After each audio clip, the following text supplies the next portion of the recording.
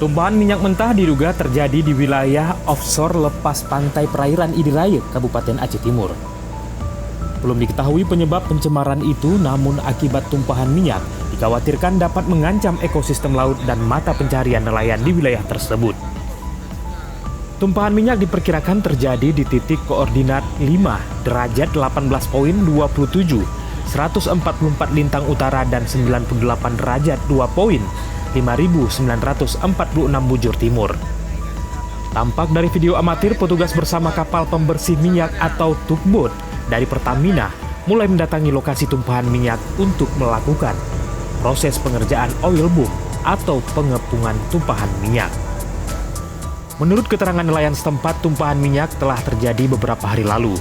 Namun, sampai saat ini belum ada pernyataan resmi dari pemerintah terkait insiden tersebut. Penggiat lingkungan dari Lembaga Swadaya Masyarakat Balai Jurung, Iskandar Haga, meminta pemerintah segera menangani tumpahan minyak yang bisa berdampak pada kerusakan lingkungan di pesisir timur Aceh. Iskandar juga mendesak pemerintah tidak menutupi kejadian tersebut. Diduga terjadi tumpahan minyak di sekitar perairan Kabupaten Aceh Timur.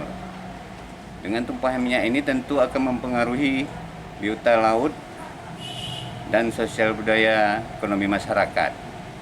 Jadi ini kami himbau pada pemerintah Aceh melalui BPMA-nya untuk menindaklanjuti ini supaya tumpahan minyak ini tidak membahayakan pesisir pantai Aceh Timur.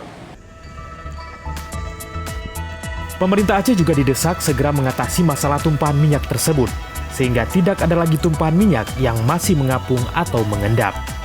Selain itu, pemerintah juga harus memastikan rehabilitasi ekosistem perairan laut yang terdampak akibat tumpahan minyak itu.